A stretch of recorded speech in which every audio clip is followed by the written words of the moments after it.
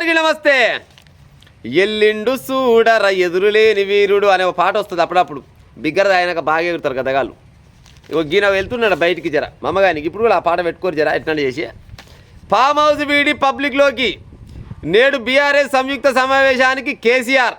చాలా కాలం తర్వాత గులాబీ బాస్. శనివారం రాత్రే నందినగర్ నివాసానికి నేటి సమావేశంలో పాలమూరు, రంగారెడ్డి, పోలవరం, నల్లమల సాగర్ పైన చర్చ. ప్రాజెక్టులపై పోరు కోసం ఉద్యమ కార్యాచరణ నేటి నుంచే కార్యాచరణ ప్రకటించే అవకాశం. రావాలని ఆయన నువ్వు రావాలి, బయటికి రావాలని చాలా మంది చాలా రకాలుగా ఎదురు చూస్తూ ఉన్నారు. ఇంకా రేవంత్ రెడ్డిని ఫుట్బాల్ ఆడుకుంటావా? ఫుట్బాల్ కాదు, నువ్వు బయటికి ఆడుకున్న నష్టం లేదు నాకు. విన్నావా? తెలంగాణ ప్రజలకు కావాల్సింది ఏంది? రేవంత్ రెడ్డి నువ్వు ఫుట్బాల్ ఆడతావా, బయటికి ఆడతావా, లేకపోతే ముక్కుడికి ఆడతావా, జాగిల్లో ముగిలు ఆడతావా, ఏదన్నా ఆట ఆడుకోవాలనే నీకు ప్రతిపక్షంగా హోదా కల్పించారు. విన్నరా? ప్రతిపక్ష హోదా కల్పించారు. 10 సంవత్సరాలు ముఖ్యమంత్రిగా ఏలినావు. ఇక ఎట్లో కర్మజాలు విడిపోయినావు కాబట్టి ఉంటవేమో అసెంబ్లీలో అనుకోరు. కానీ పోయి పామాదుల ఇది ఎత్తిపోతల పథకం పెడతావా నువ్వు అనుకోవాలి. బయటికి రావాలి, వచ్చి నీ ముచ్చట మొత్తం బయట చెప్పాలి, ఆయన చేసే ముచ్చట మొత్తం బయట చెప్పాలి. ఇంకా రేవంత్ రెడ్డిని ఫుట్బాల్ ఆడుకుంటా సీఎం రేవంత్ రెడ్డి కాలు ఒకటేమో కాంగ్రెస్లో ఉందంట, ఇంకోటేమో బీజేపీలో ఉందంట. ఒక కాలు ఆడ, ఒక కాలు ఈడ. మరి ఈయన ఉండడం మరి. ఇంకా రేవంత్ది రాహుల్ అంటే ఐరన్ లెగ్లు అంట. ఈయనది పుణ్యంగల్ల పాదం. ఈయన పాదం చిన్నసన్న పాదం కదా, వాళ్ళిద్దరు ఐరన్ లెగ్ అయితే ఈయనది పుణ్యంగల్ల పాదం. దమ్ముంటే పార్టీ మాలిన ఎమ్మెల్యేలతో రాజీనామా చేయించి ఎన్నికలకు వెళ్ళాలి. తల్లి ఇది మొనగాని ముచ్చటులా, మొనగాని ముచ్చట, మొనగాళ్ళకే మొనగాని ముచ్చట. దమ్ముంటే 10 మంది ఎమ్మెల్యేలు పార్టీ మారిన వాళ్ళతోటి రాజీనామా చేపియాలని అన్నాడు. నిజంగానే రాజీనామా చేపియాలి. మరి ఇవాళ గుర్తొచ్చిందా రాజీనామా చేపియాలనేది? 2018లో 89 మంది గెలిచిరు ఈయన పార్టీ వాళ్ళు. ఈయన మరి ఎంతమందిని తీసుకుని ఆయన పేరు ఏం పేరు ఉండే మన గిన్నె తలసాని శ్రీనివాస్ యాదవ్. ఏ పార్టీలోకి గెలిచిండే ఆయన కొనుక్కొచ్చుకోలేనా? కొనుక్కొచ్చి మంత్రి పదవి ఇచ్చినా ఇయ్యలేదు ప్రజలారు. తప్పే మాట్లాడాలి, ఒప్పే మాట్లాడాలి. తలసాని శ్రీనివాస్ యాదవ్ని తీసుకొచ్చి మంత్రి పదవి ఇచ్చిండా ఇయ్యలేదా? మళ్ళా ఓళ్ళు మన సవితేందర్ రెడ్డిని ఆమె ఏడ గెలిచింది ఎల్ల ఉన్నది కాంగ్రెస్ వాళ్ళని, టీడీపీ వాళ్ళని, బీఎస్పీ వాళ్ళని కొనుక్కోలే. మరి సబితా రెడ్డికి ఏకంగా హోమ్ మినిస్టర్ పదవి ఇస్తే కదా. వీళ్ళు ఇంకా పదవులు ఏమి ఇవ్వలే. ఇంకా వీళ్ళు కూడా గట్టిగా కూడా మా దాంట్లో ఉన్నారని చెప్తలేరు. కానీ నువ్వు ఆల్రెడీ అవతల పార్టీ వాళ్ళని గెలిస్తే అందులోకెళ్ళి తీసుకొచ్చి గంట కట్టి దొడ్ల పసరాలను కొన్నట్టు హీనంగా కొని నీ దాంట్లో తీసుకొని మంత్రి పదవులు ఇస్తే సిగ్గు అనిపిస్తే లేకుండా వస్తుంది. మరి గాయాలు గా పని చేసినా మరి ఎందుకు చేసినరా? మరి ఇలా ఈ పని చేస్తారు. వాడు లంగి నేను లంగి అనుకోవాలి కదా, అనుకోవద్దా? ఈయన అవతల పార్టీ ఎమ్మెల్యేలను కొనుక్కొని ఏకంగా మంత్రి పదవులే ఇచ్చిండు ఈయన. ఇయలే ఈయన కథలేమో గిట్ట ఉంటాయి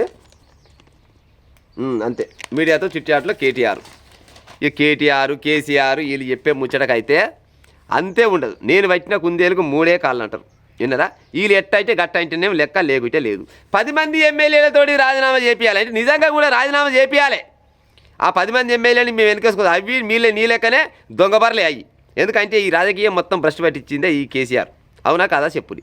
ఎందుకు చెప్తున్నా కాముచ్చడంటే అవతల పార్టీ వాళ్ళని ఎట్టెట్ట కొనాలి, ఏమేమి ఎరలు వేయాలి, వాళ్ళకు ఏం బిస్కెట్లు వేయాలి, కుక్క బిస్కెట్లు వేయాలన్నా, నక్క బిస్కెట్లు వేయాలన్నా, ఏం బిస్కెట్లు వేయాలనేది ఫస్ట్ అలవాటు చేసిందే కేసీఆర్ ఈ తెలంగాణ రాష్ట్రంలో. గతంలో ఒక 20 ఏళ్ళ కింద రాజకీయం చూసుకుందాం. కాంగ్రెస్ వాళ్ళు అయినా తెలుగుదేశం వాళ్ళైనా గెలిచిన వాళ్ళు గెలిచిన దాంటే ఉండేది, ఓడిపోయిన వాళ్ళు ఓడిపోయిన దాంటే ఉండేది. ఒకవేళ ఓడిపోయిన ఆయన గట్టిన మారితే మారిండేమో. కానీ గెలిచిన ఎమ్మెల్యే దిగశెట్టేవాడు కూడా పార్టీ మారలే. దాదాపుగా అయితే 100కి 99% ఎవడు మారలే. ఎవడన్నా గట్టిన దిగశెట్టేవాడు మారినేమో కానీ అట్లా మారపోయేది. కానీ ఎప్పుడైతే తెలంగాణ రాష్ట్రం సాధించుకున్నాక ఈ కేసీఆర్ అంటే ఆయన ముఖ్యమంత్రిని చేసినాక సంపూర్ణమైన మద్దతు ఉన్నా కూడా అవతల పార్టీ వాళ్ళని కొనుక్కొచ్చుకుంటేవి. అవతల పార్టీ వాళ్ళు ప్రతిపక్ష వాళ్ళకు హోదా లేకుండా చేయాలనే ఉద్దేశంతో అవతల పార్టీ వాళ్ళని కొనుక్కొచ్చుకుంటేవి. ఇవాళ శ్రీరంగ నీతులు చెప్తుంటివి.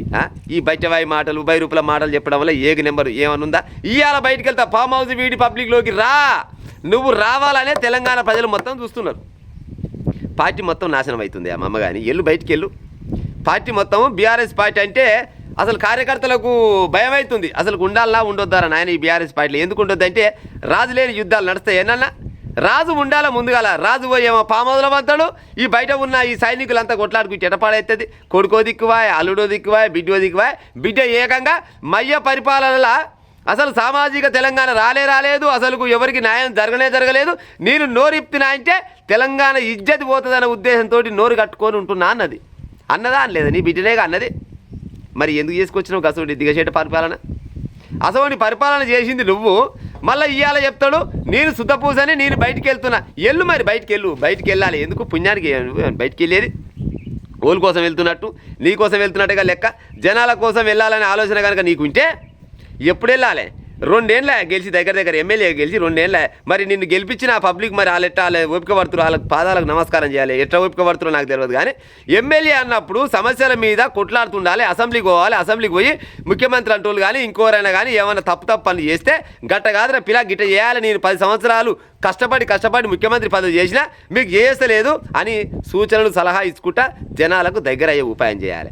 ఏమన్నా అంటే తినే అన్నంలా మట్టి పోసుకూరు, నేను బిర్యానీ పెట్టినా మీరు పచ్చిపుచ్చుకు అలవాటు పడ్డరు అని గిసోటి పనికిరాని సొల్లు ముచ్చట చెప్పుకుంటా పాముదల వంతే ఎవరు నమ్పాడవుతాడు సార్ నీకు? బయటికి వెళ్ళు. నేనేదో నిన్ను తిట్టాలన్న ఉద్దేశమో లేకపోతే నేను గుండాలు ఎత్తేస్తే నాకు జీతం వస్తానో కాదు. నువ్వు బరాబర్గా పబ్లిక్లో ఉండాలి. జనాల మధ్యలో ఉండి జనాలకు వచ్చిన సమస్యల పైన కొట్లాడే ఉపాయం చేసి జనాల సమస్యని పరిష్కరించే ఉపాయం చేయాలి. గట్లయితే నిజంగానే దమ్ము నొర్ర నాయన అంటారు. అవునా కాదా? ఇప్పుడు పక్క రాష్ట్రమైన జగన్మోహన్ రెడ్డి చంద్రబాబు నాయుడు గెలిచిందిగా. ఫస్ట్లో చంద్రబాబు నాయుడు గెలిచినాక జగన్మోహన్ రెడ్డిని అరిగోసలు పెట్టి జైల్లో పెట్టించిండు. అయినా కూడా జనాలలో ఉండి మళ్ళీ అధికారం దక్కించుకుంటు జగన్మోహన్ రెడ్డి. దక్కించుకోలేదా? మళ్ళీ జగన్మోహన్ రెడ్డి చంద్రబాబు నాయుడిని అరిగోస పెట్టి జైలుకు పంపించిండు. ఆయనని పంపించిండు, ఈయనని పంపించిండు. అయినా బయటికి వెళ్ళి మళ్ళీ ఏదో రకంగా మళ్ళీ అధికారం చేజిక్కించుకుండు. జనాల మధ్యలో ఉంటే జనాలు ఆశీర్వదిస్తారు, స్వీకరిస్తారు.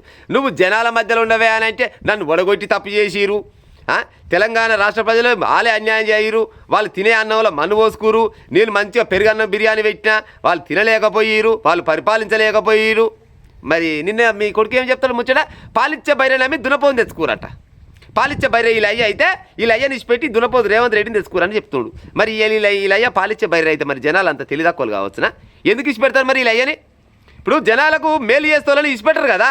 ఇచ్చిపెట్టినంటే అర్థమైంది నీకంటే బెటర్ ఆప్షన్ రేవంత్ రెడ్డి అనుకుని రేవంత్ కాంగ్రెస్ వాళ్ళకు పట్టం కట్టిరు. ఒకవేళ రేపటి నాడు కాంగ్రెస్ పార్టీ వాళ్ళు కూడా లంగా దొంగలని జనాలు పసిగడితే వాళ్ళకు కూడా మీ అయ్యకు పట్టినాకైతే వాళ్ళ అయ్య కూడా పట్టిస్తారు. అవునా కదా ప్రజలారా?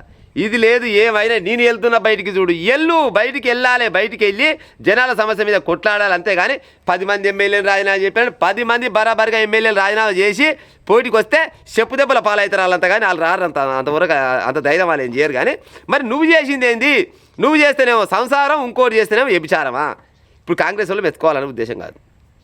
10 మంది ఎమ్మెల్యేలు బరాబర్గా పార్టీ మారిరు అని వాళ్ళు చెప్తున్నారు. స్పీకర్ ఏమంటుండంటే లేదు పార్టీ మారలేదు ఇళ్ళనే అన్నట్టు. వాళ్ళు అందులో ఉండరు, ఇళ్ళలో ఉండరు, అటు ఇటు. కానీ పలానా బ్యాటరీల కంపెనీ ఉంటుంది కదా, రోడ్ల పైన బ్యాటరీలు కొట్టరు పొద్దుకంగా.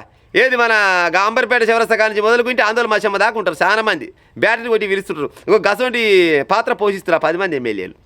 మగపిల్లగాళ్ళు అయితే బరాబర్గా చెప్పాలి, మేము బరాబర్గా కాంగ్రెస్లో పోయినామని చెప్పాలి, లేదు బరాబర్గా బీఆర్ఎస్లో ఉన్నాం, ఏమెక్కడికి పోయినాడు గీ ఎక్కడికి పోయినామని చెప్పాలి. వాళ్ళు చెప్పరు సావరు, అటు ఇటు కాని వాళ్ళు విన్నారా? వాళ్ళ ముచ్చట కాదు. ఫస్ట్ మీ అయ్య బయటికి వెళ్ళాలి. మీ అయ్య కాదు కేసీఆర్ ముచ్చట వచ్చింది కానీ కేసీఆర్ బయటికి వెళ్ళాలి, కేటీఆర్ ముచ్చట చెప్పాలి, హరీష్ రావు చెప్పాలి, కవితమ్మ కూడా నోరిప్పాలి. ఇప్పితే అప్పుడు తెలంగాణ రాష్ట్ర ప్రజలకు మొత్తం నిజాలన్నీ అబద్ధం అవుతుంది. నేను రేవంత్ రెడ్డి ఫుట్బాల్ ఆడతా, రేవంత్ రెడ్డిది ఓ కాలేమో కాంగ్రెస్ పార్టీలు ఉంది, ఓ కాలేమో బీజేపీ పార్టీలు ఉంది. మరి ఇక ఇంటిలో నాకేమో మరి ఈ కరెంట్ ముచ్చలు వస్తాయి. కానీ ఆయన ఏ కాలు ఎలా ఉంటేది ఆ కాలు పట్టుకొని గుంజరాదు, అల్లక ఇళ్ళక పడేసి ఉపాయం చేయరాదు.